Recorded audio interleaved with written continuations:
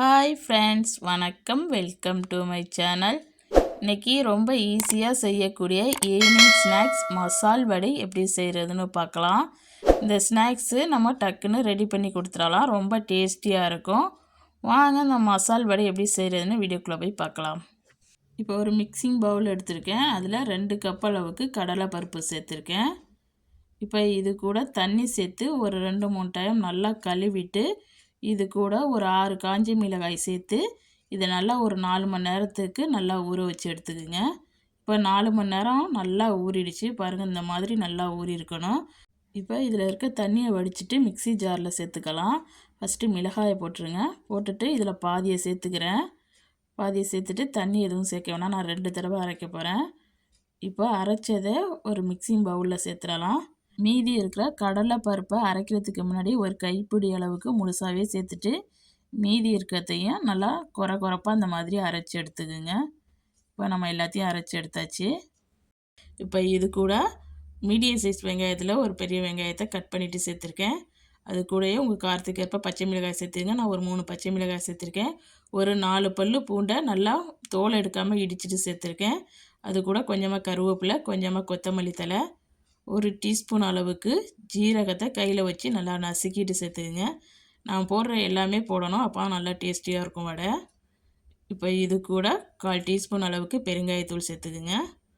ஒரு பிஞ்ச் அளவுக்கு மஞ்சத்தூள், 1/4 டீஸ்பூன் அளவுக்கு மிளகாய்த்தூள் உங்கள் காரத்துக்கு ஏற்ப சேர்த்துக்குங்க.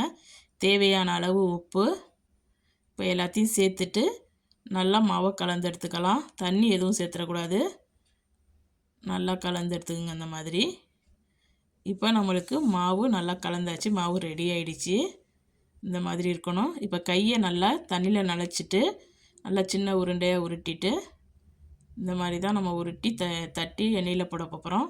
இன்னொரு கையை வச்சு இந்த மாதிரி ஒரு அமுக்கு அமைக்கிறங்க. அவ்வளோதான். இப்போ சைடை லைட்டாக அமுக்கி விட்ருங்க. அவ்வளோதான். இதே மாதிரி தட்டி எண்ணெயில் போட்டுற வேண்டியதான்.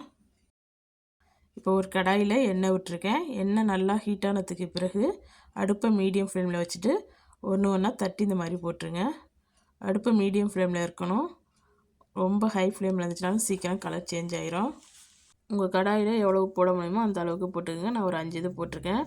இப்போ கொஞ்சம் வெந்துருச்சு. இப்போ திருப்பி போட்டுக்கலாம். இந்த மாதிரி ஒரு நிமிஷம் வெந்ததுக்கு பிறகு எல்லாத்தையும் திருப்பி போட்டு 2 பக்கமும் நல்லா திருப்பி கொடுத்து வேக வச்சு எடுத்துக்க வேண்டியதான். ஈவினிங் டைம் டீயோடு வச்சு சாப்பிட்றதுக்கு சூப்பராக இருக்கும். நம்ம கடலைப்பருப்பை ஊற வைக்கிறதுக்கு மட்டும்தான் 4 மணி நேரம் ஆகும்.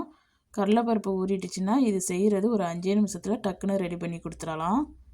2 பக்கமும் நல்லா ஈவனாக வேக வச்சுக்குங்க. நல்லா கலர் சேஞ்ச் ஆகிடுச்சு. வடை நல்லா வந்துடுச்சு. இப்போ நம்ம வடையை வெளியில் எடுத்துடலாம். நம்மளோட சுவையான மசால் வடை சூப்பராக தயாராகிடுச்சு. இதே மாதிரியே மீதி இருக்க வடையை போட்டு எடுத்துக்க வேண்டியதான். இப்போ நம்ம சுவையான ஈவினிங் ஸ்நாக்ஸ் மசால் வடை சூப்பராக தயாராகிடுச்சு. நீங்களும் உங்கள் வீட்டில் செஞ்சு பார்த்துட்டு எப்படி வந்துச்சுன்னு கமெண்டில் சொல்லுங்கள். இந்த வீடியோ பிடிச்சிருந்துச்சுன்னா இந்த வீடியோக்கு ஒரு லைக் கொடுங்க. மறக்காமல் என் சேனலை சப்ஸ்கிரைப் பண்ணி வச்சுக்கோங்க. இந்த வீடியோ பார்த்த அனைவருக்கும் நன்றி.